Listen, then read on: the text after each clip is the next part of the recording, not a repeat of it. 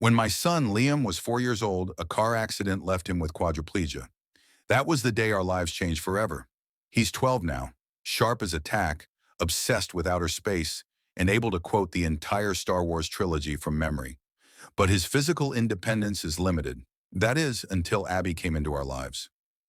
Abby is a Capuchin monkey, trained through the federally supported Helping Hands program, a White House recognized initiative. She helps Liam turn on lights, retrieve dropped items, open cabinets, even flip pages of his books. She's not a pet. She's a highly trained service animal who's given Liam something he hasn't had in years: dignity and independence. We moved into our new neighborhood 2 months ago. It's a beautiful gated community with manicured lawns and, unfortunately, a very overzealous HOA president named Karen Whitlock. Karen is a stickler for order.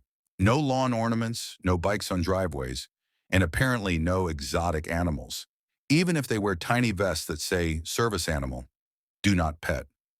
The incident happened at the Saturday neighborhood mixer. Liam and Abby were a hit. The kids were fascinated. Abby was using her little grabber tool to hand Liam a juice box. Parents asked thoughtful questions. Everyone seemed respectful, except for one woman, Karen, standing by the snack table with a half-full wine glass and an eyebrow permanently arched. She approached with a smirk and said, far too loudly, "Is that a monkey?" I smiled politely.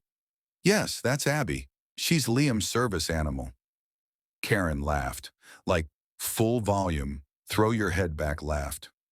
"A monkey in a baby vest? Oh, honey, is this some TikTok stunt? What next? An iguana as a therapist?" I tried to explain. "She's from the Helping Hands program. It's federally recognized. Abby assists Liam with daily tasks." Karen rolled her eyes. "Please, we don't allow circus animals here. It's unsanitary, and don't even think about bringing that thing to the pool area." Liam's face fell.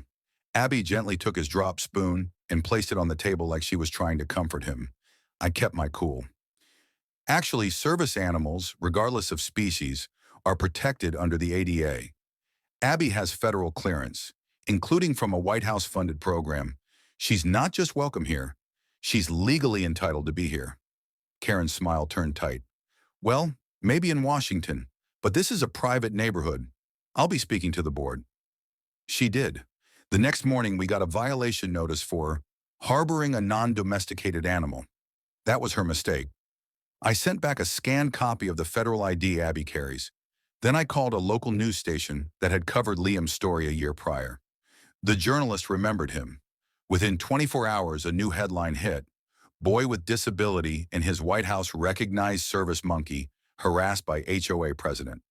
The story went viral. Even the Helping Hands program issued a public statement defending Liam and Abby. One clip showed Abby helping Liam with his school tablet, another with her gently pulling open a door using a specially designed strap. The comments poured in.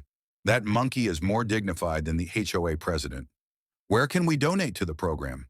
Karen really picked the wrong battle. 3 days later, the HOA board held an emergency meeting.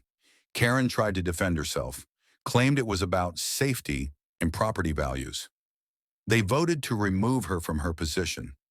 Not only that, but the board publicly apologized and asked Liam if he'd be willing to speak at their next accessibility awareness event. He agreed. On one condition, Abby would attend too. Liam gave a short talk about how Abby helps him live life on his own terms. Abby waved, well, kind of, at the end, and the room broke into applause. Karen didn't attend. Abby now has her own cubby at the clubhouse and was even featured in the HOA newsletter as an honorary resident. Liam thinks that's hilarious. As for Karen, last I heard she moved to a different neighborhood, maybe one with fewer monkeys and more mirrors.